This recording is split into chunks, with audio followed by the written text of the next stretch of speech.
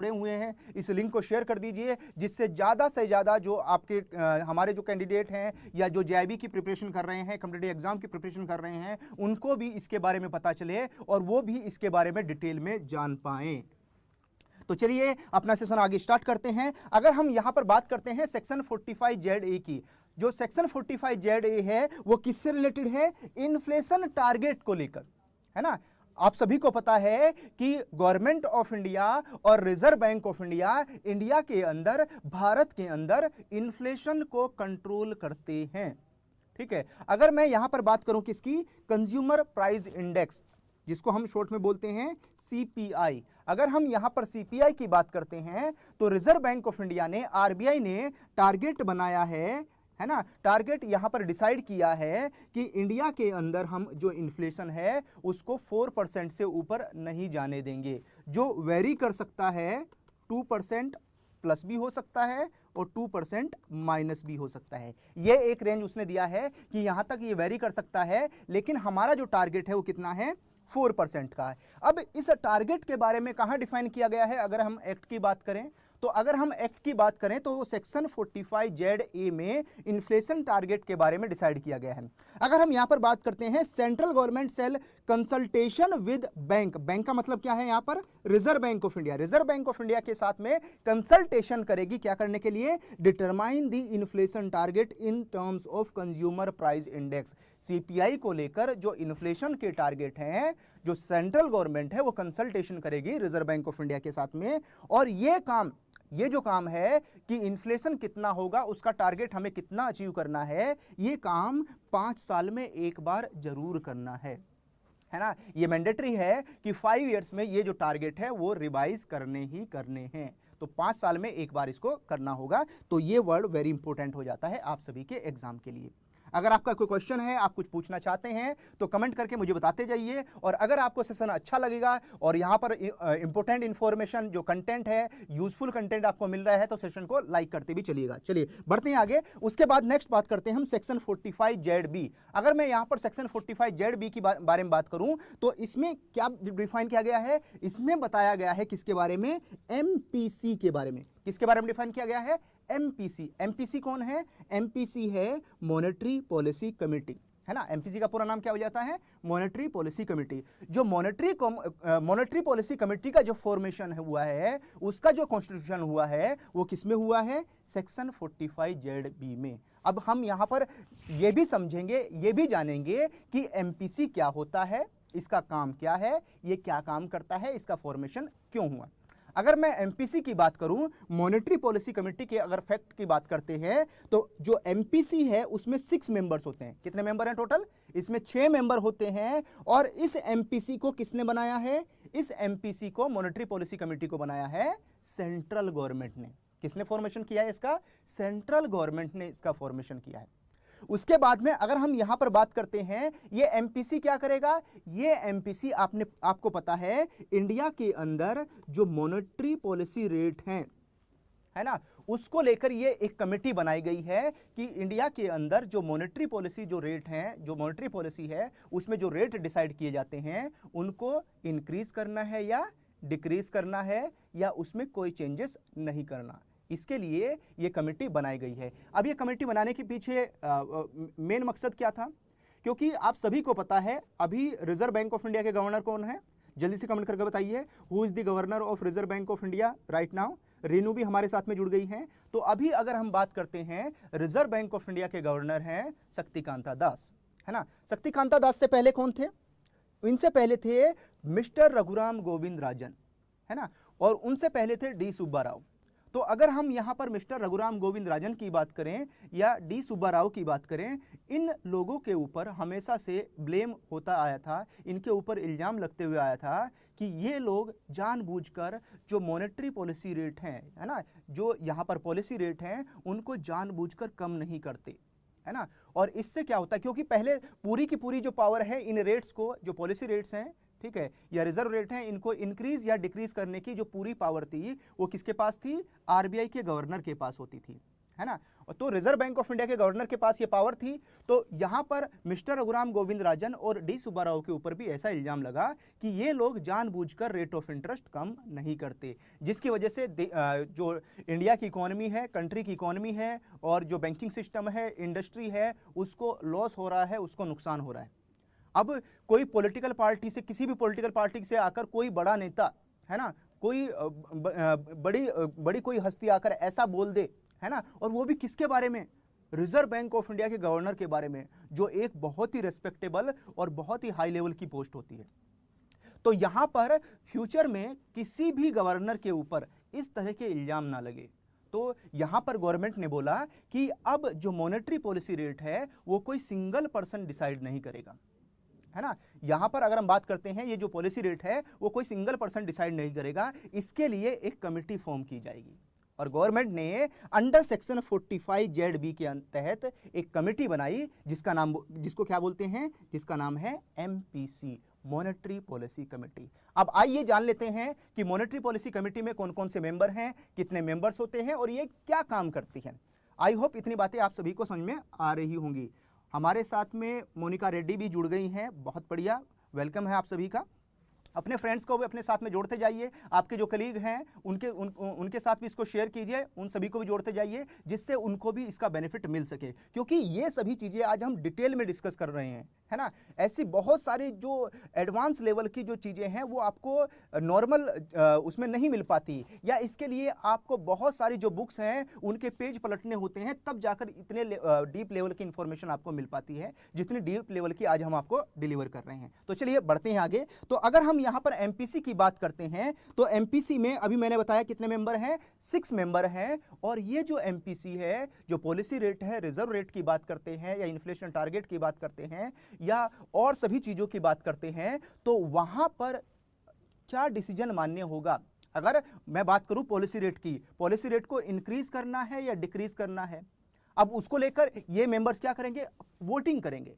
अब किस मेंबर के पास में कितना वोटिंग राइट होता है, आइए उसके बारे में जान लेते हैं। तो मॉनेटरी पॉलिसी कमेटी में 6 मेंबर होते हैं और हर मेंबर के पास में एक वोटिंग राइट होता है ना। तो यहां पर ये लोग वोटिंग करेंगे और वोटिंग करने के बाद में जिस फेवर में सबसे ज्यादा वोट आएंगे वही डिसीजन फाइनल होगा, वही डिसीजन मान्य होगा।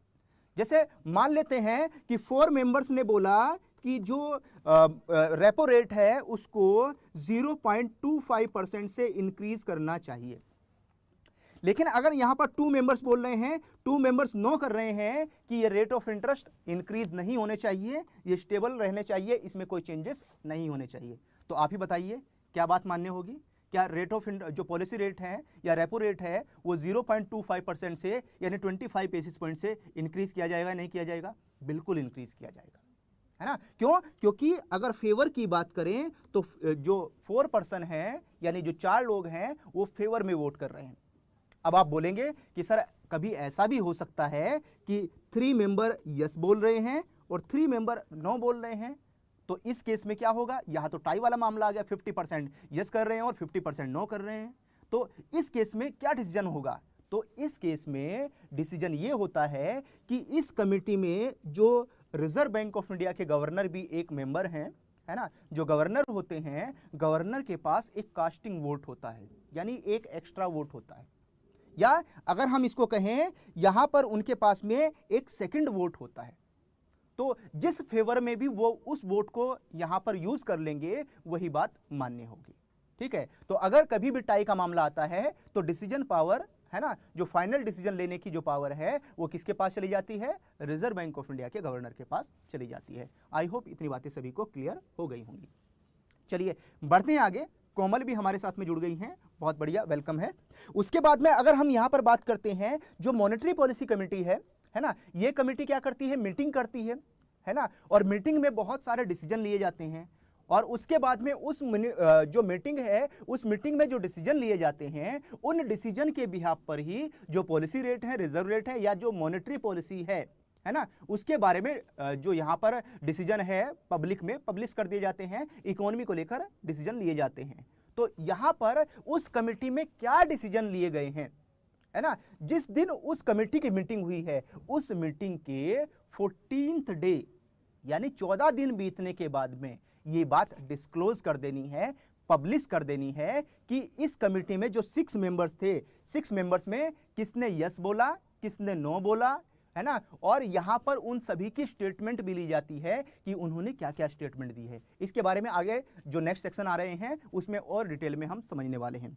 उसके बाद में अगर हम यहां पर बात करते हैं, ये हर 6 महीने में, यानी अगर हम बात करें हाफ ईयरली, हर 6 महीने में यहां पर क्या करना होगा, RBI will publish monetary policy report. जो रिजर्व बैंक ऑफ इंडिया है वो हर 6 महीने में मॉनेटरी जो यहां पर बात करते हैं किसकी, मॉनेटरी पॉलिसी जो रिपोर्ट है उसको पब्लिश करेगा। ये बात भी डिफाइन कर दी गई है, बता दी गई है। और इन्फ्लेशन के सोर्स क्या है उसको एक्सप्लेन करेगा और क्या बताएगा कि आने वाले जो 6 से 18 महीने हैं, जो आने वाले फ्यूचर में 6 to 18 मंथ्स हैं, उसमें इन्फ्लेशन की फोरकास्टिंग कितनी है, इन्फ्लेशन बढ़ेगा या घटेगा, ये बात भी डिफाइन करनी होती है।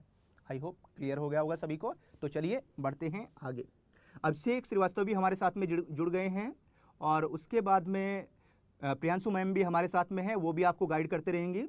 चलिए आगे बढ़ते हैं। तो यहां पर अगर हम बात करते हैं जो मॉनेटरी पॉलिसी कमेटी है, आइए इसमें जान लेते हैं कि कौन कौन मेंबर हैं एमपीसी की। अगर हम बात करते हैं तो जब हम मॉनेटरी पॉलिसी कमेटी की बात करते हैं, एमपीसी की बात करते हैं, तो मैंने आप सभी को बताया है एमपीसी में टोटल मेंबर्स कितने हैं। एमपीसी में टोटल मेंबर्स की जो संख्या है वो 6 है, जिसमें से 3 मेंबर्स आते हैं किसकी तरफ से, 3 मेंबर आते हैं आरबीआई की तरफ से और 3 मेंबर आते हैं गवर्नमेंट ऑफ इंडिया की तरफ से, है ना। अगर हम यहां पर बात करते हैं तो 3 मेंबर किसकी तरफ से आते हैं, रिजर्व बैंक ऑफ इंडिया की तरफ से आते हैं और 3 मेंबर आते हैं गवर्नमेंट ऑफ इंडिया की तरफ से। अगर मैं यहां पर रिजर्व बैंक ऑफ इंडिया की बात करता हूं तो रिजर्व बैंक ऑफ इंडिया की तरफ से की साइड से जो फर्स्ट मेंबर होता है वो होते हैं रिजर्व बैंक ऑफ इंडिया के गवर्नर, है ना, जो अभी करंटली कौन है, शक्तिकांता दास। उसके बाद में जो अगर हम सेकंड मेंबर की बात करें वो हैं रिजर्व बैंक ऑफ इंडिया के डिप्टी गवर्नर। डिप्टी गवर्नर 4 होते हैं, 4 में से एक डिप्टी गवर्नर जो है वो इसका पार्ट होता है, जिसमें अभी जो नाम आता है वो बीपी कानूनगो का है। उसके बाद में अगर हम थर्ड मेंबर की बात करें वो ईडी हैं, आरबीआई के एग्जीक्यूटिव डायरेक्टर हैं रिजर्व बैंक ऑफ इंडिया में, जिनका नाम है मिचेल पात्रा। ये यहां पर थर्ड मेंबर आते हैं रिजर्व बैंक ऑफ इंडिया की तरफ से। तो आरबीआई की तरफ से ये 3 मेंबर हैं अभी मॉनेटरी पॉलिसी कमेटी में। और अगर उसके बाद में हम यहां पर गवर्नमेंट ऑफ इंडिया की तरफ से बात करते हैं तो यहां पर 3 मेंबर आते हैं। 3 मेंबर में चेतन घाटे हैं, पामी दुआ हैं, रविंद्र ढोलकिया है, ये 3 मेंबर हैं। अगर यहां पर हम डॉक्टर चेतन घाटे की बात करते हैं तो ये प्रोफेसर हैं ISI यानी इंडियन स्टैटिकल इंस्टीट्यूट से। उसके बाद में डॉक्टर पामी दुआ की बात करते हैं तो ये डायरेक्टर हैं दिल्ली स्कूल ऑफ इकोनॉमिक्स की। और अगर हम बात करें डॉक्टर रविंद्र ढोलकिया की तो ये प्रोफेसर हैं IIM अहमदाबाद में। तो ये 6 मेंबर्स हैं जो मॉनेटरी पॉलिसी कमेटी के पार्ट होते हैं और पॉलिसी रेट को लेकर, रिजर्व रेट को लेकर डिसीजन लेते हैं। यसु भी हमारे साथ में जुड़ गई हैं, वो थोड़ा लेट है, कोई बात नहीं, इसका रिकॉर्डेड आपको मिल जाएगा। तो जो पार्ट आपका छूट जाएगा उसको आप रिकॉर्डेड फॉर्म में देख सकते हैं। रत्नेश भी हमारे साथ में जुड़ गए हैं, बहुत बढ़िया, वेरी गुड। इस सेशन को साथ साथ लाइक भी करते चलिए जिससे हमें पता चल सके कि आप सभी प्रेजेंट हैं यहाँ पर।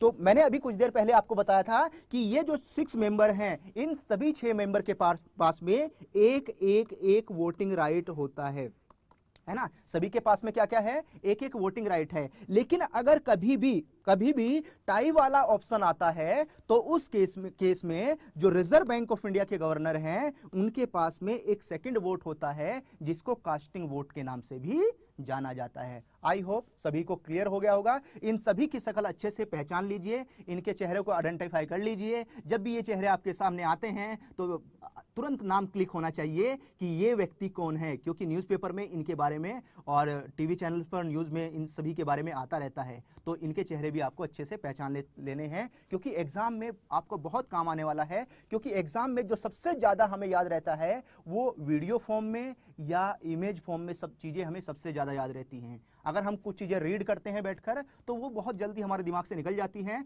अगर हम इमेज फॉर्म में या वीडियो की फॉर्म में कोई चीज़ देखते हैं, पढ़ते हैं, सुनते हैं तो वो हमारे दिमाग में ज़्यादा टाइम तक क्लिक रहती हैं। चलिए बढ़ते हैं आगे। कोमल भी हमारे साथ में जुड़ गई हैं। ओके चलिए बढ़ते हैं आगे।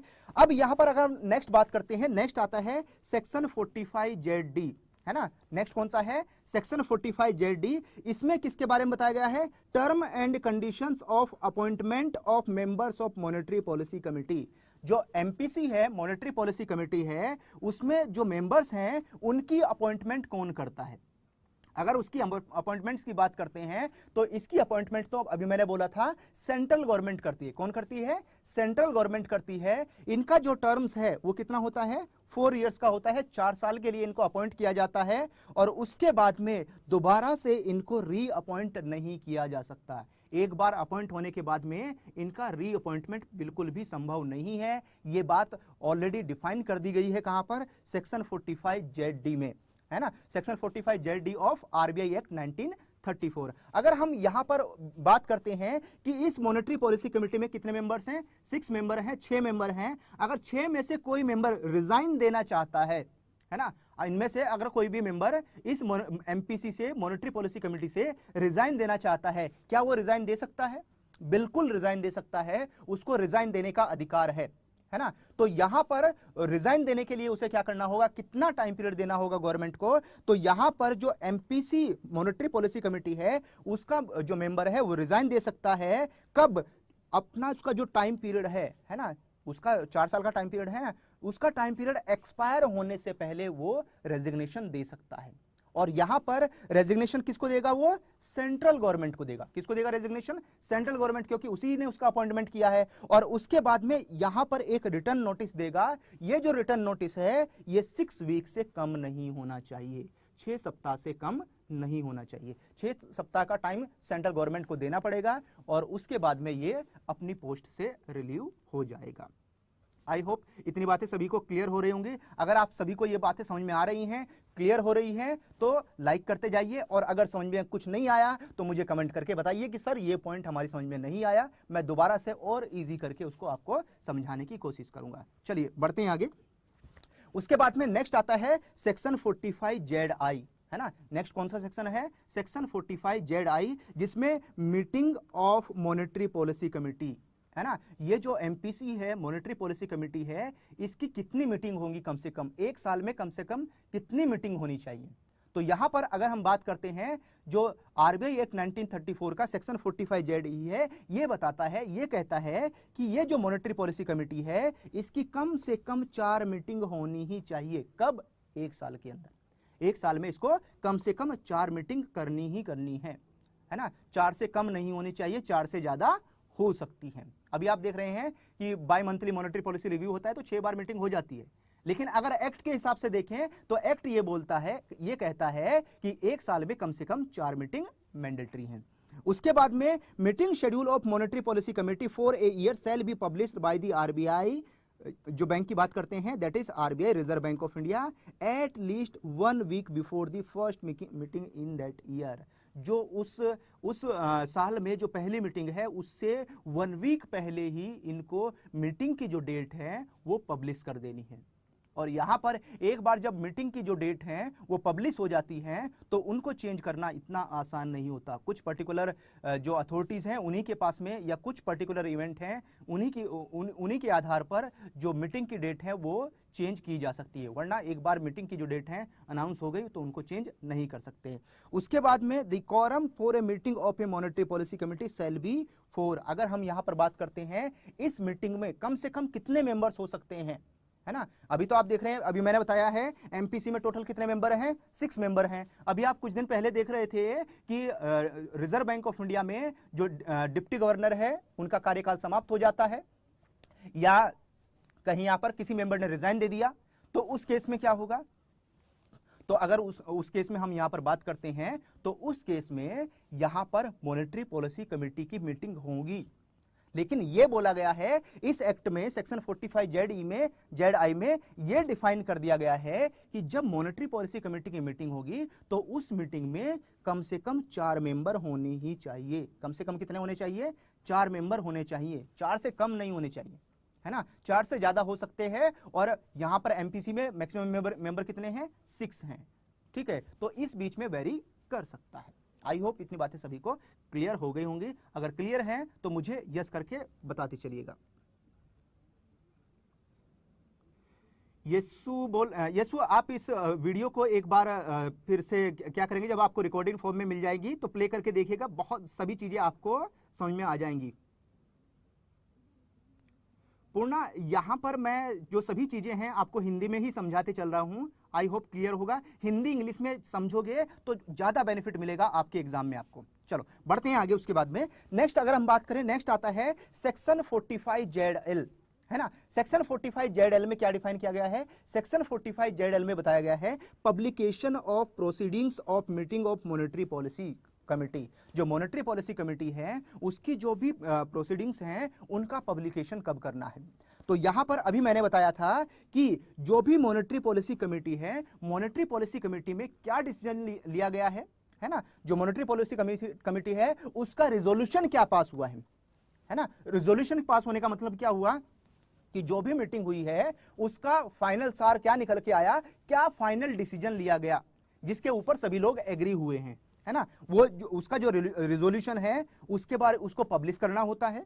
और क्या होगा? Vote of each member of monetary policy committee. Monetary policy committee में किस किस मेंबर ने यस बोला है, किस किस मेंबर ने नो बोला है ना। यस नो, है ना। किसने हाँ किया है कि पॉलिसी रेट इंक्रीज करने चाहिए और किसने बोला है कि पॉलिसी रेट इंक्रीज नहीं होने चाहिए, उन सभी के बारे में भी डिटेल में डिफाइन रहता है। और उसके बाद जो statement of each member of monetary policy committee, और मॉनेटरी पॉलिसी कमेटी में यहां पर जो प्रत्येक मेंबर है उसकी स्टेटमेंट ली जाती है, उसका व्यू लिया जाता है। तो ये सभी चीजें यहां पर पब्लिश होती हैं, है ना। आपको पता है जब मॉनेटरी पॉलिसी कमेटी की मीटिंग होती है, फिर उसके बाद प्रेस कॉन्फ्रेंस होती है, तो उसमें यहां पर रिजर्व बैंक ऑफ इंडिया के गवर्नर और उसके साथ में जो अदर मेंबर्स हैं वो होते हैं। तो यहां पर वो जो पॉलिसी रेट है, रिजर्व रेट है, इनको लेकर अनाउंसमेंट करते हैं, चीजों को पब्लिश करते हैं, है ना। उसके बाद पूरा डिटेल में एक डॉक्यूमेंट रिलीज होता है ना। पूरा का पूरा जो डॉक्यूमेंट है प्रोसीडिंग्स का वो रिलीज होता है, जहां पर आप हर मेंबर का व्यू देख सकते हैं, पढ़ सकते हैं, सुन सकते हैं। तो चलिए मैं आपको एग्जाम्पल के तौर पर दिखा भी देता हूं कि ये 14 डे में कब आता है ना। अगर आप रिजर्व बैंक ऑफ इंडिया की वेबसाइट पर जाएंगे तो आपको ये सभी चीजें मिल जाएंगी। चलो देखो यहां पर स्क्रीन पे देखिए, स्क्रीन पर अगर आप देखते हैं तो अभी जो लास्ट मॉनेटरी पॉलिसी रिव्यू है ना, वो आया था कब? 5 दिसंबर 2019 में। कब आया था? 5 दिसंबर 2019 में, जिसमें यहां पर जो स्टेटमेंट बाय गवर्नर, जो रिजर्व बैंक ऑफ इंडिया के जो गवर्नर हैं, उन्होंने जो 5th by monthly monetary policy review है 2019-20 का, उसका जो अनाउंसमेंट है वो 5 दिसंबर 2019 को किया। और इसी के साथ साथ जो प्रेस कॉन्फ्रेंस की गई थी, उस प्रेस कॉन्फ्रेंस का जो वीडियो है वो भी, जो ऑडियो है वो भी रिलीज कर दिया गया। उसके बाद में जो 6 दिसंबर है, 6 दिसंबर को जो ऑडियो रिकॉर्डिंग ऑफ आरबीआई जो टेली कॉन्फ्रेंस है रिसर्च और एनालिसिस के साथ में, उसको यहां पर रिलीज कर दिया गया, पब्लिक के लिए ओपन कर दिया गया कि वो भी उसको देख सकते हैं। फिर 9 दिसंबर को क्या हुआ? 9 दिसंबर को यहां पर जो रिसर्च और एनालिटिक्स के साथ में जो कॉन्फ्रेंस हुई थी उसको उसमें कुछ चीजें एड ऑन की गई थी, कुछ चीजें एडिट की गई, उसको रिलीज किया गया। और अब आते हैं अपनी बात पर। मैंने बोला था कि 14th ऑफ डे को जो मीटिंग में जो भी उसकी जो यहाँ पर हर मेंबर के बारे में यस नो उसकी जो प्रोसीडिंग्स हैं उनको रिलीज किया जाता है, या उसको एक तरीके से कह सकते हैं एक तरह की जो मीटिंग की समरी होती है उसको रिलीज किया जाता है। तो वो कब हुआ? 19 दिसंबर 2019 को, है ना। तो प्रेस कॉन्फ्रेंस हुई थी कब? जो मीटिंग है वो 5 दिसंबर को, इसमें 14 एड ऑन कर दीजिए तो कितना हो गया? 19। तो 19 दिसंबर को रिलीज किया गया। और यहां पर जब ये जो प्रेस कॉन्फ्रेंस हुई उसी टाइम पर नेक्स्ट मीटिंग कब होगी वो डेट भी रिलीज कर दी गई। तो वो कब है? जो 6th by monthly monetary policy review है वो 6 फेब का होगा, और इस फाइनेंशियल ईयर का वो लास्ट मॉनेटरी पॉलिसी रिव्यू है। उसके बाद में जैसे नया फाइनेंशियल ईयर स्टार्ट होगा तो दोबारा से यहां पर जो फर्स्ट मॉनेटरी पॉलिसी है उसको फॉर्मुलेट किया जाएगा और उसका फिर हर 2 महीने में यानी बाई मंथली रिव्यू किया जाएगा। चलो बढ़ते हैं आगे। उसके बाद में नेक्स्ट अगर हम बात करते हैं, नेक्स्ट आता है सेक्शन 45 ZM। जो सेक्शन 45 ZM है उसमें किसके बारे में बताया गया है? उसमें डिफाइन कर दिया गया है मॉनेटरी पॉलिसी रिपोर्ट के बारे में। किसके बारे में बताया गया है? मॉनेटरी पॉलिसी रिपोर्ट के बारे में डिफाइन किया गया है। RBI shall once in every 6 months publish a document to be called monetary policy report, जिसके बारे में अभी कुछ देर पहले मैं आपको बता रहा था कि यहां पर हर 6 महीने में रिजर्व बैंक ऑफ इंडिया को, आरबीआई को जो मॉनेटरी पॉलिसी रिपोर्ट है वो पब्लिश करनी होती है ना। तो ये हर 6 महीने में जो मॉनेटरी पॉलिसी रिपोर्ट पब्लिश होती है, इसको मॉनेटरी पॉलिसी रिपोर्ट के नाम से जाना जाता है। तो ये वर्ड आपको ध्यान रखना है। चलिए बढ़ते हैं आगे। नेक्स्ट आता है सेक्शन 46। अगर मैं सेक्शन 46 की बात करूं तो यहां पर डिफाइन किया गया है contribution by central government to the reserve fund, है ना। रिजर्व बैंक ऑफ इंडिया के पास में जो रिजर्व फंड है ना, जो प्रोविजंस में मेंटेन किए जाते हैं, इसमें सेंट्रल गवर्नमेंट का कंट्रीब्यूशन होता है। तो सेंट्रल गवर्नमेंट इसमें कितना कंट्रीब्यूशन करती है? तो central government shall transfer the bank rupee securities of value 5 crore rupee to be allocated by the bank in reserve fund. यानी जो सेंट्रल गवर्नमेंट है वो यहां पर इस रिजर्व फंड में जो आरबीआई के पास मेंटेन किया जाता है, इसमें 5 करोड़ रुपीस जो है वो कंट्रीब्यूट करती है। ये डिफाइन कर दिया गया सेक्शन 46 में। शाह मोहम्मद भी हमारे साथ में जुड़ गए हैं, आपका भी वेलकम है। ज्यादा से ज्यादा लोग जो आपके फ्रेंड्स हैं, आपके सोशल नेटवर्किंग है, शेयर करते जाइए, जिससे ज्यादा से ज्यादा लोगों को, ज्यादा से ज्यादा कैंडिडेट को, एस्पिरेंट्स को इसके बारे में इंफॉर्मेशन मिल सके। ये बहुत एडवांस लेवल की चीजें हैं और यहां पर इससे आगे और कुछ आता ही नहीं। अगर इस टॉपिक की बात करें, इस टॉपिक में इससे आगे और कुछ होता ही नहीं है, ठीक है। तो अगर यहां तक आप चीजें सीख गए हैं तो समझिएगा आरबीआई एक्ट में आप एकदम से एक्सपर्ट हो गए हैं और बैंकिंग को में आरबीआई को लेकर आपकी जो नॉलेज है वो बहुत स्ट्रांग हो जाती है। आरबीआई को लेकर आपके साथ में मॉनेटरी पॉलिसी कमेटी को लेकर, मॉनेटरी पॉलिसी को लेकर आपके साथ में कोई भी किसी भी तरह का डिस्कशन करता है तो हर क्वेश्चन का आंसर देने के लिए आप रेडी रहते हैं। और इस तरह के क्वेश्चन जब एग्जाम में पूछे जाते हैं तो उनको अटेम्प्ट करने के लिए भी आप एकदम से रेडी हो जाते हैं। तो इस तरह की जो कॉन्सेप्ट है वो लर्न करते रहिए, सीखते रहिए। चलो बढ़ते हैं आगे। नेक्स्ट अगर हम यहां पर बात करते हैं, नेक्स्ट आता है सेक्शन 46C। अगर यहां पर सेक्शन 46C की बात करते हैं तो जो सेक्शन 46C है उसमें नेशनल इंडस्ट्रियल जो credit long term operational fund है वो क्रिएट किया गया है। और यहां पर इसको किसने स्टैब्लिश किया है? इस फंड को स्टैब्लिश किया है रिजर्व बैंक ऑफ इंडिया ने। किसने स्टैब्लिश किया है? रिजर्व बैंक ऑफ इंडिया ने स्टैब्लिश किया है। और इसको किस नाम से जाना जाता है? ये fund national industrial credit long term operational fund. और इसमें जो इनिशियल अमाउंट है वो कितनी है? 10 करोड़ रुपीस की है। किसने क्रिएट किया है इसको क्रिएट किया है रिजर्व बैंक ऑफ इंडिया ने, आरबीआई ने इसको क्रिएट किया है। इसका नाम क्या है? National industrial credit long term operation fund. तो इसको 10 करोड़ से स्टार्ट किया गया है। तो यहां पर यह भी वेरी इंपॉर्टेंट हो जाता है, कभी कभी पूछ ले जाता है इसके बारे में कि इसके बारे में कौन से सेक्शन में डिफाइन कर दिया गया है। चलो आगे बढ़ते हैं। उसके बाद में नेक्स्ट आता है सेक्शन 49। ये तो आप सभी के जो कॉम्पिटिटिव एग्जाम है उसमें भी आपको बहुत काम आता है। तो सेक्शन 49 में डिफाइन किया गया है पब्लिकेशन ऑफ बैंक रेट। किसके बारे में बताया गया है? बैंक रेट के बारे में डिफाइन किया गया है। आप सभी को नहीं पता होगा ना कि बैंक रेट के बारे में कौन से सेक्शन में बताया गया है। तो बैंक रेट के बारे में डिफाइन किया गया है सेक्शन 49 ऑफ आरबीआई एक्ट 1934 में। अब आपके दिमाग में यह भी क्वेश्चन आएगा कि बैंक रेट क्या होता है ना। What is bank rate? Bank rate क्या है इसके बारे में आइए जान लेते हैं। तो अगर मैं यहां पर बात करूं, ये है शेड्यूल कमर्शियल बैंक और ये है रिजर्व बैंक ऑफ इंडिया। तो सबसे पहले हम ओल्ड डेफिनेशन की बात कर लेते हैं कि ओल्ड डेफिनेशन में क्या बताया गया है। ओल्ड डेफिनेशन में यह बोला गया है कि जब भी कोई schedule commercial bank reserve Bank of India से पैसा उधार लेता है, लोन के रूप में पैसा लेता है, कितने समय के लिए? लॉन्ग टर्म के लिए। किसके लिए? लॉन्ग टर्म के लिए। जब रिजर्व बैंक ऑफ इंडिया से पैसा उधार लेता है तो रिजर्व बैंक ऑफ इंडिया जिस रेट से इंटरेस्ट चार्ज करता है, किसके ऊपर? शेड्यूल कमर्शियल बैंक के ऊपर। यानी रिजर्व बैंक ऑफ इंडिया जिस रेट से, है ना, इंटरेस्ट लेता है किससे? शेड्यूल कमर्शियल बैंक से, वह रेट ही क्या कहलाता है?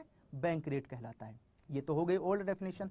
लेकिन जब से इंडिया में रेपो रेट आए हैं, रेपो रेट इंडिया में आ गए थे 1992 में, है ना। जब से इंडिया में रेपो रेट आए हैं तब से इसकी जो वैल्यू है बैंक रेट की वो बहुत कम हो गई। तो चलिए मैं आप एकदम शॉर्ट में आपको बताता हूं कि आज के समय में, आज के टाइम में बैंक रेट का कहां यूज किया जाता है। तो चलिए हम यहां पर जान लेते हैं कि बैंक रेट का यूज कहां कहां किया जाता है। तो यहां पर अगर मैं बात करूं तो बैंक रेट का जो सबसे ज्यादा यूज है वो बिल्स ऑफ एक्सचेंज की रिडिस्काउंटिंग करने में, और जो कमर्शियल पेपर है उनको डिस्काउंट पर परचेज करने के लिए यूज किया जाता है। तो अगर मैं आपको शॉर्ट में बताऊं तो बैंक रेट का आज के समय में बैंकिंग सेक्टर में 5 जगह यूज किया जाता है। और पहला है रेफरेंस एज ए पेनल्टी, है ना, पेनल्टी के रूप में यूज किया जाता है। सेकंड,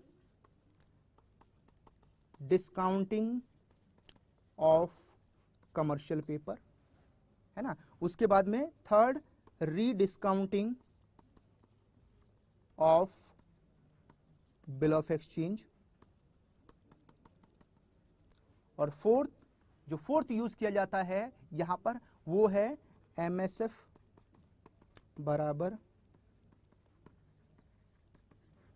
बैंक रेट, और जो फिफ्थ ऑप्शन है वो आता है गवर्नमेंट ऑफ इंडिया। इन 5 जगह यहां पर किसका यूज किया जाता है? बैंक रेट का यूज किया जाता है बैंकिंग सेक्टर में। अब हम सबसे पहले जो पहला पॉइंट है, जो फर्स्ट पॉइंट है, उसको अच्छे समझ लीजिए, जान लीजिए कि जो फर्स्ट पॉइंट है वो क्या कहता है। विपुल हमारे साथ में जुड़ गए हैं, वेलकम है आपका भी। चलिए, उसके बाद में अगर हम यहां पर बात करते हैं जो रेफरेंस एज ए पेनल्टी, मैंने आपको कल बताया था कि अगर कोई भी बैंक, अगर हम शेड्यूल कमर्शियल बैंक की बात करते हैं, या वो बैंक जो सीआरआर और एसएलआर मेंटेन करता है ना। सीआरआर का पूरा नाम क्या है? कैश रिजर्व रेशो, और एसएलआर का पूरा नाम क्या हो जाएगा? Statutory liquidity ratio. इसके बारे में मैंने शॉर्ट में आपको कल बताया था, ठीक है। और एसएलआर के बारे में जो कल हमारा लेक्चर होने वाला है 7 to 8 में, है ना, शाम को 7 से 8 बजे होगा। कल हम बैंकिंग रेगुलेशन एक्ट 1949 स्टार्ट करने वाले हैं, ठीक है। उसका फर्स्ट पार्ट हम कल लेकर आ रहे हैं, तो वहां पर एसएलआर के बारे में और पूरे के पूरे बैंकिंग सेक्टर के बारे में और चीजें आपको पता चलने वाली हैं। तो इवनिंग टाइम में 7 to 8 ज्वाइन करना बिल्कुल ना भूले, इस सेशन को ज्वाइन करते रहिए। बैंकिंग की एडवांस लेवल की चीजें आपको यहां पर मिलती जाएंगी। जो JIB, DBF, bank promotional exam है, सीआईबी का एग्जाम है, या अगर कहीं अदर कॉम्पिटिटिव एग्जाम है, वहां पर ये सभी इंफॉर्मेशन आपको बहुत काम आने वाली है, और इंटरव्यू में तो एकदम आपको रामबाण की तरह काम करेंगी सभी चीजें। तो चलिए जान लेते हैं। तो यहां पर जो फर्स्ट पॉइंट है सीआरआर और एसएलआर, मैंने बताया था कि कोई भी बैंक अगर सीआरआर और एसएलआर मेंटेन नहीं करता तो रिजर्व बैंक ऑफ इंडिया उस बैंक के ऊपर पेनल्टी चार्ज करता है। अब वो पेनल्टी कितनी चार्ज की जाती है? मैंने आपको कल बताया था कि एक दिन मेंटेन ना करने पर जो पेनल्टी चार्ज होती है वो कितनी होती है? Bank rate plus 3%। कितनी पेनल्टी चार्ज की जाती है? पेनल्टी चार्ज की जाती है बैंक रेट प्लस 3% अगर एक दिन सीआरआर या एसएलआर मेंटेन ना की जाए। और अगर दूसरे दिन भी, सेकंड डे भी सीआरआर या एसएलआर मेंटेन नहीं की जाती जितनी आरबीआई ने डिसाइड की है, तो यहां पर उस बैंक के ऊपर पेनल्टी चार्ज की जाती है बैंक रेट प्लस 5%। कितनी पेनल्टी चार्ज की जाएगी? Bank rate plus 5%। और अगर तीसरे दिन भी, है ना, वो बैंक सीआरआर या एसएलआर मेंटेन नहीं करता है तो उस केस में कितनी पेनल्टी चार्ज की जाएगी? तब इस केस में आरबीआई पेनल्टी चार्ज नहीं करेगा। इस केस में RBI, Reserve Bank of India क्या करेगा? इस केस में रिजर्व बैंक ऑफ इंडिया उस बैंक के अगेंस्ट में लीगल एक्शन लेता है। क्या करता है? लीगल एक्शन लेता है। और लीगल एक्शन कहां तक लिया जा सकता है? उस बैंक का लाइसेंस भी कैंसिल किया जा सकता है। रिजर्व बैंक ऑफ इंडिया उस बैंक का लाइसेंस भी कैंसिल कर सकता है। और अगर बैंक का लाइसेंस कैंसिल होता है तो बैंक की दुकान बंद, उसी दिन शटर डाउन, ठीक है। तो ऐसा कोई भी बैंक करना नहीं चाहेगा। तो मैंने पहला पॉइंट क्या बताया था? रेफरेंस एज ए पेनल्टी, यानी reserve Bank of India CRR और एसएलआर में जो भी पेनल्टी लगाता है उस पेनल्टी को चार्ज करने में भी किसका यूज करता है? बैंक रेट का यूज करता है। तो ये था हमारा फर्स्ट पॉइंट। आई होप सभी को क्लियर हो गया होगा। अगर आप सभी को क्लियर है तो जल्दी से मुझे बताते जाइएगा। विपुल, हम यहां पर Reserve Bank of India act 1934 को डिस्कस कर रहे हैं और बैंकिंग के जो इंपॉर्टेंट टर्म है ना, इंपॉर्टेंट सेक्शन है, उसके बारे में डिस्कस करते जा रहे हैं। अभिषेक श्रीवास्तव बोल रहे हैं कि हाँ, जो फर्स्ट डे है वो बैंक रेट प्लस 3% होता है, सेकंड डे के लिए बैंक रेट प्लस 5% और थर्ड डे लीगल एक्शन लिया जाता है। बहुत बढ़िया, बहुत बढ़िया, वेरी गुड। चलो आगे बढ़ते हैं। चलिए आगे बढ़ते हैं। उसके बाद में जो सेकंड है, यीशु ने भी बहुत सही आंसर किया है। चलो आगे बढ़ते हैं। उसके बाद में नेक्स्ट आता है discounting of commercial paper. Commercial paper आप सभी को पता है, नहीं पता तो इस सेशन को लगातार आप देखते रहिए, ठीक है। और यहां पर 7 to 8 हमारे साथ में जुड़ते रहिए, तो एक दिन हम कमर्शियल पेपर भी आपके लिए लेकर आएंगे और कमर्शियल पेपर के बारे में पूरा डिटेल में डिस्कस करेंगे, ठीक है। तो यहां पर जो कमर्शियल पेपर है, शॉर्ट में जान लीजिए कि जब भी किसी बड़े कॉर्पोरेट को, बड़ी कंपनी को, है ना, मार्केट से शॉर्ट टर्म के लिए पैसा उधार लेना होता है। शॉर्ट टर्म का मतलब क्या हुआ? 1 साल से कम के पीरियड के लिए, है ना, 1 साल से कम के समय के लिए जब मार्केट से पैसा उधार लेना होता है किसी बड़ी कंपनी को, है ना, या बड़े कॉर्पोरेट को या बड़ी फर्म को, तो यहां पर वो जो कंपनी है मार्केट में कुछ सिक्योरिटीज इशू करती हैं शॉर्ट टर्म फंड रेज करने के लिए। तो जो सिक्योरिटीज यहां पर उसके द्वारा मार्केट में इशू की जाती है उसी को कमर्शियल पेपर के नाम से जाना जाता है। और जो एक कमर्शियल पेपर है ना, जो एक कमर्शियल पेपर है उसके चेहरे पर लिखी गई उसकी जो वैल्यू है वो कहलाती है उसकी फेस वैल्यू। और एक कमर्शियल पेपर के चेहरे पर कितने रुपए की वैल्यू लिखी रहती है? तो ये होती है 5 लाख रुपए, है ना। एक कमर्शियल पेपर की फेस वैल्यू कितनी है? 5 लाख रुपए है। यानी यहां पर जो कमर्शियल पेपर है वो 5 लाख या 5 लाख के मल्टीपल में ही इशू किए जाते हैं, है ना। जैसे किसी कंपनी को 1000 करोड़ रुपए मार्केट से फंड रेज करना है तो 1000 करोड़ रुपए के मार्केट में कमर्शियल पेपर इशू करेंगे, लेकिन उनमें जो एक कमर्शियल पेपर है वो कितने का होगा? 5 लाख का होगा। तो 1000 करोड़ को 5 लाख से डिवाइड कर देंगे तो नंबर ऑफ कमर्शियल पेपर आ जाएंगे कि इतने नंबर ऑफ कमर्शियल पेपर हमें मार्केट में इशू करने होंगे। लेकिन एक बात ध्यान रखिएगा, ये जो कमर्शियल पेपर है मार्केट में इशू किए जाते हैं तो ये डिस्काउंट पर इशू किए जाते हैं, है ना। अगर आपने उस कंपनी का कमर्शियल पेपर परचेज किया है तो आपको उसकी क्या मिलेगी? फेस वैल्यू मिलेगी। फेस वैल्यू कितनी होगी? फेस वैल्यू उसके चेहरे पर लिखी गई उसकी वैल्यू आपको मिलेगी मैच्योरिटी पीरियड खत्म होने पर। जब उसका समय समाप्त हो जाएगा, मैच्योरिटी पीरियड खत्म हो जाएगा, तो आपको कितने मिलेंगे? 5 लाख रुपए मिलेंगे। ठीक है, तो क्या आज आप इसको 5 लाख में खरीदना चाहेंगे? बिल्कुल नहीं। कितने में खरीदोगे? कुछ कम में खरीदेंगे। कुछ कम में कितने में खरीदें उसको कैलकुलेट किया जाएगा, और जितने कम में खरीदेंगे उसको बोलते हैं डिस्काउंट रेट या डिस्काउंट वैल्यू, है ना। अब यहां पर ये जो डिस्काउंट वैल्यू है ना, कितने कम में इसको खरीदा जाए ये कैसे डिसाइड किया जाता है? तो इसको डिसाइड करने का एक फॉर्मूला है जिसका नाम है बैंक रेट प्लस रिस्क, है ना। जिसका नाम क्या हो जाएगा? Bank rate plus risk. यानी यहां पर ये जो 5 लाख रुपए का जो कमर्शियल पेपर है इसको यहां पर बैंक रेट प्लस रिस्क से यहां पर कैलकुलेट किया जाएगा। चलो एक एग्जांपल के तौर पर समझ लेते हैं, जान लेते हैं यहां पर किसके बारे में? बैंक रेट के बारे में। तो अगर मैं यहां पर बात करता हूं, यहां पर अगर हम बात करें तो यहां पर जो कमर्शियल पेपर है 5 लाख रुपए का, जैसे समझ लेते हैं, जान लेते हैं। आपने एक कंपनी का नाम सुना होगा RIL, सुना है नाम? RIL शॉर्ट में बोल रहा हूं, ठीक है, क्योंकि जब आप NSE या BSE में इस कंपनी का नाम देखेंगे या जो स्टॉक एक्सचेंज है वहां पर इसका नाम देखेंगे तो RIL के नाम से जाना जाता है ना। तो उसका नाम क्या है? रिलायंस। रानू नहीं, जो यहां पर फेस वैल्यू है, फेस वैल्यू को एक तरीके से पार वैल्यू बोलते हैं। जैसे मान लेते हैं आपके पास में एक नोट है 100 रुपए का, 100 रुपीज का नोट है ना।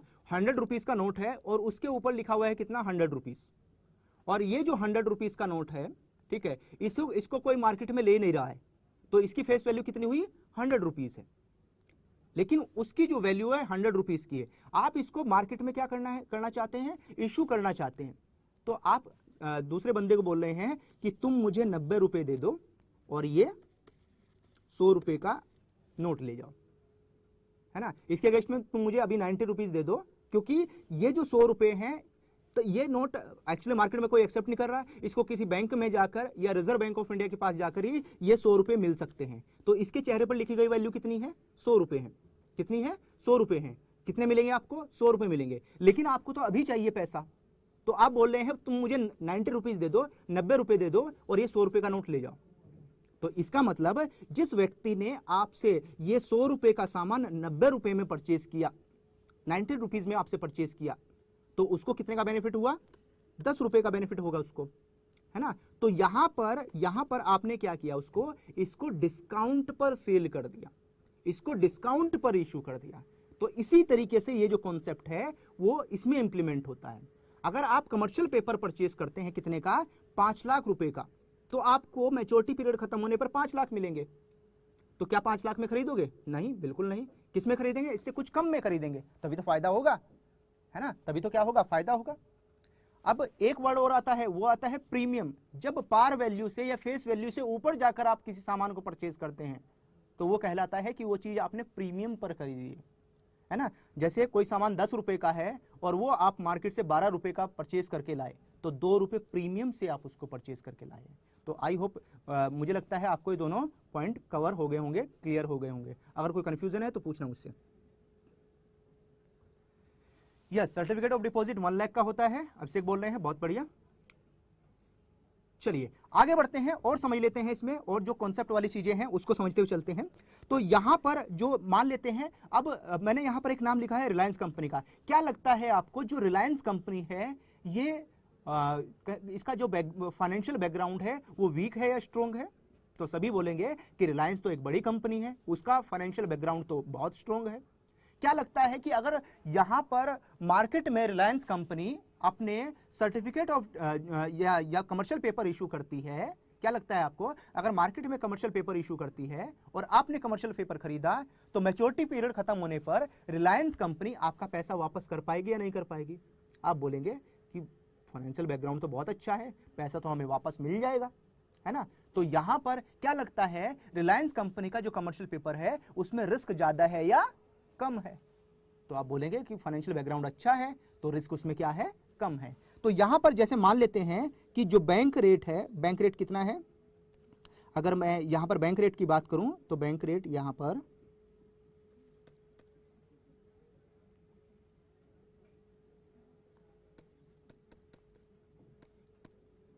है ना, 25 बेसिस पॉइंट इसमें एड ऑन कर देंगे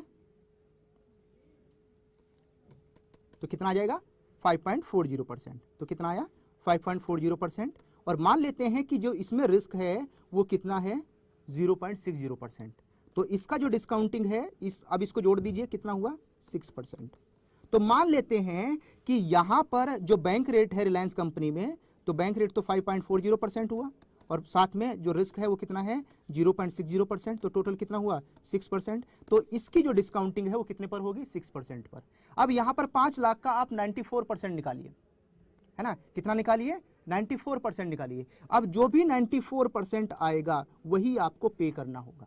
तो यहां पर बीच की जो 6% का जो आपको फायदा हो रहा है ये आपको मिल जाएगा, है ना। लेकिन अगर मैं यहां पर किसी कंपनी का नाम चेंज करता हूं, कंपनी का नाम चेंज कर देते हैं और यहां पर बोलते हैं कि जो कंपनी है उसका हम नाम चेंज कर देते हैं, that is KFA, Kingfisher airlines लेकर आते हैं। जो किंगफिशर एयरलाइंस है किसकी कंपनी है, विजय माल्या की कंपनी है। अब किंगफिशर एयरलाइंस मार्केट में एग्जांपल के तौर पर जान लेते हैं, मार्केट में कमर्शियल पेपर इशू करने जा रही है। तो इस केस में क्या लगता है कि जो यहाँ पर KFA है, किंगफिशर एयरलाइंस है, वो आपका पैसा वापस कर पाएगी, नहीं कर पाएगी। तो रिस्क कम है, ज्यादा है, बहुत ज्यादा रिस्क है इसमें, तो इसकी डिस्काउंटिंग और ज्यादा पर होगी।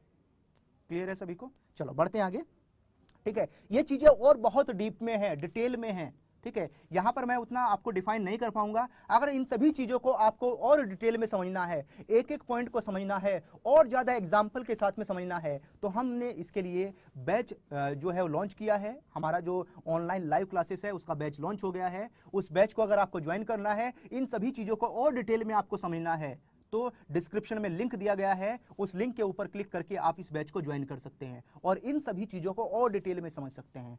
क्योंकि हमारे पास में यहाँ पर जो टाइम है बहुत शॉर्ट में होता है, तो इनको और डीपली हम समझा नहीं सकते यहाँ पर, ठीक है। इसके लिए हम लाइव क्लासेस लॉन्च की है, उसको ज्वाइन कीजिए और वहाँ पर आपका 1-to-1 हमारे साथ में इंटरेक्शन भी होता रहता है, डिस्कशन भी होता रहता है, आपसे बातचीत भी होती रहती है, आपके क्वेश्चन भी हम सभी कंसिडर करते हैं और यहाँ पर एक एक टॉपिक को आपको क्लियर करते हुए चलते हैं। तो चलिए बढ़ते हैं आगे। नेक्स्ट अगर हम थर्ड पॉइंट की बात करें, वो है rediscounting of bill of exchange. Bank के पास में बहुत सारे बिल ऑफ एक्सचेंज आते हैं, है ना। जो RBI है उसके पास, बैंक के पास में बिल ऑफ एक्सचेंज आते हैं, कहां से, कस्टमर से आते हैं। जैसे एग्जांपल के तौर पे मान लेते हैं, जैसे LC, लेटर ऑफ क्रेडिट, है ना। जो लेटर ऑफ क्रेडिट है वो किसी एक्सपोर्टर के पास में आता है और एक्सपोर्टर को उस लेटर ऑफ क्रेडिट के अगेंस्ट में पैसा चाहिए, क्योंकि LC का पैसा तो 1 महीने 2 महीने के बाद आएगा, लेकिन एक्सपोर्टर को तो अपना बिजनेस करने के लिए अभी पैसा चाहिए। तो वो जाता है अपने किसके पास में, अपने बैंक के पास में। बैंक को बोलता है जाकर, ये LC रख लो, इसके बदले में मुझे पैसा दे दो। तो बैंक उससे LC लेता है और उसके बदले में पैसा दे देता है।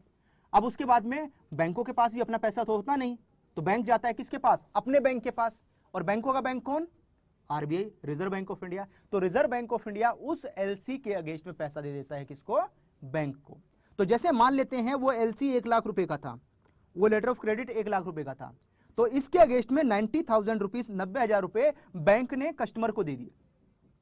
अब उसके बाद में अब बैंक गया किसके पास में, RBI के पास में, बोलता है कि मैंने कस्टमर को इस 1 लाख के LC के अगेंस्ट में 90,000 रुपए दे दिए हैं, अब आप भी क्या करिए, मुझे पैसे दे दीजिए। तो बैंक ने क्या किया, इसको डिस्काउंट कर दिया। बैंक ने क्या किया, डिस्काउंट कर दिया, क्योंकि 1 लाख के सामान के अगेंस्ट में कितना दिया, 90,000। अब उसके बाद में जाता है आरबीआई के पास में, आरबीआई क्या करता है, आरबीआई उस बैंक को 85,000 दे देता है, बोलता है 5,000 रुपए तुम अपनी जेब से दे के रखो, है ना। तो यहां पर डिस्काउंट तो पहले से हो चुका था, अब डिस्काउंट के ऊपर डिस्काउंट किसने कर दिया, रिजर्व बैंक ऑफ इंडिया ने, आरबीआई ने। तो आरबीआई ऐसे बिल ऑफ एक्सचेंज के ऊपर, ऐसे इंस्ट्रूमेंट के ऊपर जिस रेट से, है ना, जिस रेट से क्या करता है, इसको डिस्काउंट करता है, उसे बोलते हैं रीडिस्काउंटिंग। और यहां पर इसी को रीडिस्काउंटिंग ऑफ बिल ऑफ एक्सचेंज के नाम से जाना जाता है। नेक्स्ट आता है एमएसएफ बराबर बैंक रेट। अगर मैं यहां पर एमएसएफ बराबर बैंक रेट की बात करूं तो MSF equal to bank rate का मतलब यह है, हमारे देश में बहुत सारे विदेशी इन्वेस्टर आते हैं, फॉरेन इन्वेस्टर आते हैं, तो वो देखते हैं किसको आकर, एमएसएफ को देखते हैं, मार्जिनल स्टैंडिंग फैसिलिटी का जो रेट चल रहा है उसको आकर देखते हैं, लेकिन उनको एमएसएफ के बारे में नहीं पता है, तो वो यहाँ पर बैंक रेट जो होता है उसी को कंसीडर किया जाता है, उसको एमएसएफ के इक्वल रखा जाता है। उसके बाद में नेक्स्ट आता है गवर्नमेंट ऑफ इंडिया। अगर मैं यहाँ पर गवर्नमेंट ऑफ इंडिया की बात करूँ तो ये रिजर्व बैंक ऑफ इंडिया है और ये यहाँ पर गवर्नमेंट ऑफ इंडिया है। ये कौन है, गवर्नमेंट ऑफ इंडिया। जब भी भारत सरकार को पैसा चाहिए होता है, गवर्नमेंट ऑफ इंडिया को पैसा चाहिए होता है उधारी के रूप में, तो गवर्नमेंट जाती है किसके पास, आरबीआई के पास में, बोलती है पैसा उधार चाहिए, तो आरबीआई बोलता है ठीक है मिल जाएगा, तो पैसा आरबीआई से गवर्नमेंट ऑफ इंडिया के पास चला गया। अब ऐसा तो है नहीं कि reserve Bank of India government of India को फ्री में पैसा देगा, तो यहां पर जो रिजर्व बैंक ऑफ इंडिया है वो गवर्नमेंट ऑफ इंडिया से इंटरेस्ट चार्ज करेगा। क्या लेगा, इंटरेस्ट चार्ज करेगा, इंटरेस्ट वसूलेगा। और जिस रेट से रिजर्व बैंक ऑफ इंडिया यहां पर गवर्नमेंट ऑफ इंडिया से ब्याज वसूलेगा, इंटरेस्ट वसूलेगा, वो रेट भी कौन सा होता है, बैंक रेट होता है ना। बहुत डिटेल में समझा हमने बैंक रेट को, और भी बहुत सारी चीजें हैं बैंक रेट के बारे में, इसके बारे में हम लाइव क्लासेस में डिस्कस करेंगे, तो हमें ज्वाइन कीजिए वहां पर, और डिटेल में समझेंगे इसको, बहुत सारे एग्जांपल हैं इसके। तो चलिए आगे बढ़ते हैं, अब क्वेश्चन स्टार्ट होते हैं। चलिए जल्दी से इन सभी क्वेश्चंस को अटेम्प्ट कर लेते हैं और जान लेते हैं कि what is the right answer of this question. पहला क्वेश्चन आप सभी के लिए आया है, इस क्वेश्चन को जल्दी से अटेम्प्ट कीजिए, बहुत इजी क्वेश्चन है। जिन्होंने हमारा कल का सेशन ज्वाइन किया होगा उन सभी को इस क्वेश्चन का आंसर पता होगा, वो डेफिनेटली इस क्वेश्चन का आंसर दे पाएंगे। और जिन्होंने हमारा कल का सेशन नहीं देखा है उसका रिकॉर्डेड वीडियो आपको मिल जाएगा, उसको देखिए और इस क्वेश्चन का आंसर आपको वहां से मिल जाएगा और आपको अच्छे समझ में आ जाएगा कि यहां पर जो आंसर हम टिक करने वाले हैं वो राइट आंसर क्यों है।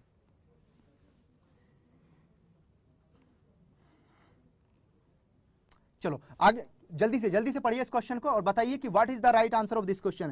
क्वेश्चन है what is the minimum value of stock of gold coins which RBI has to maintain at any point of time.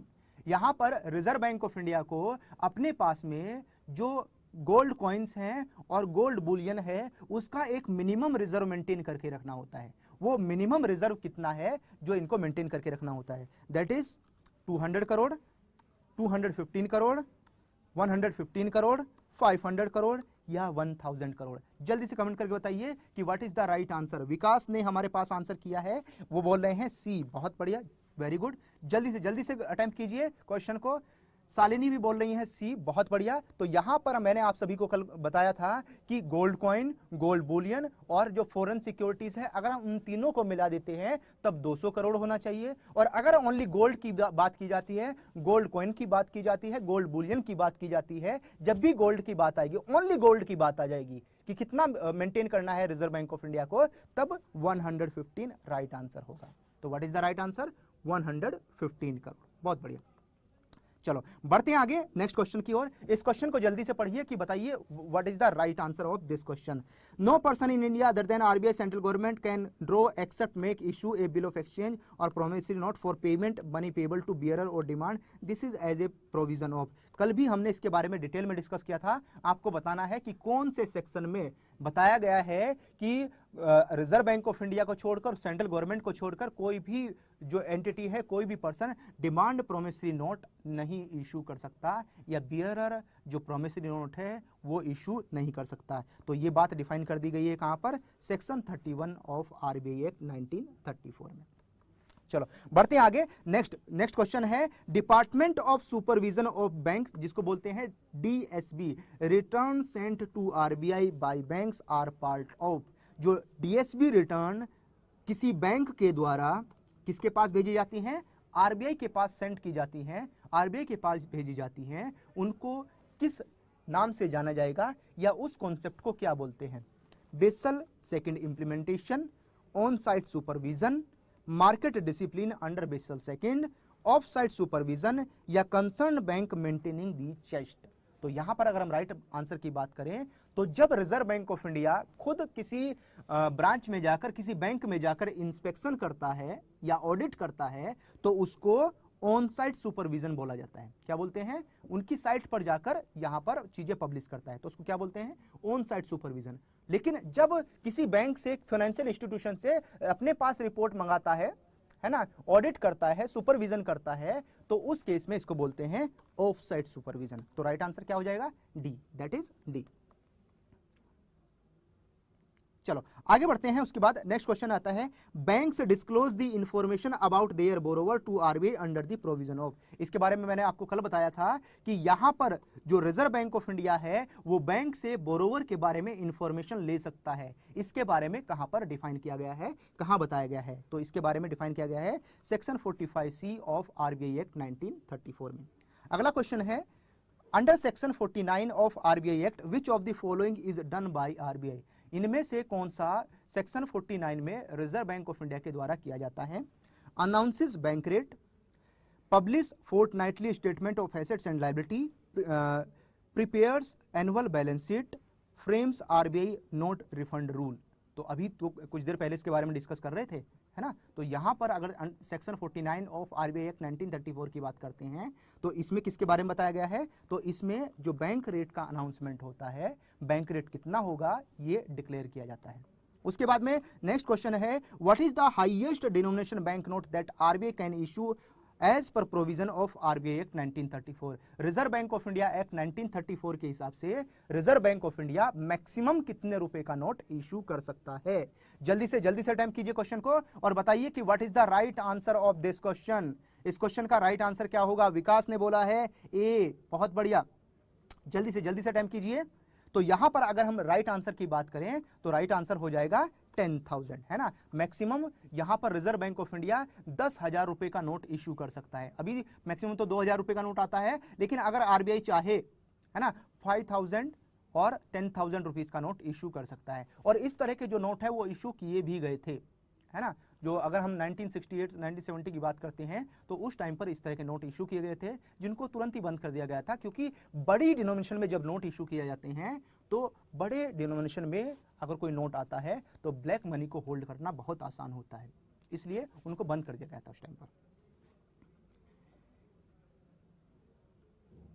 अभिषेक ने बिल्कुल सही आंसर किया है, अशोक कुमार ने भी बिल्कुल सही आंसर किया है, शालिनी ने भी बिल्कुल आंसर सही किया है, विकास ने बिल्कुल सही आंसर दिया है, बहुत बढ़िया, वेरी गुड।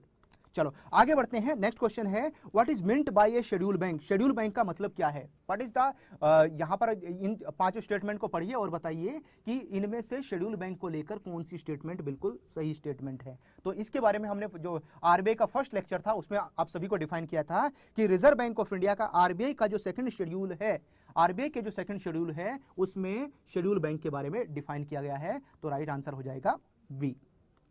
चलिए बढ़ते हैं आगे। नेक्स्ट क्वेश्चन ट्रू और फॉल्स को लेकर है। Bank can return the paid cheques to customer under section 45 Z of RBI act 1934।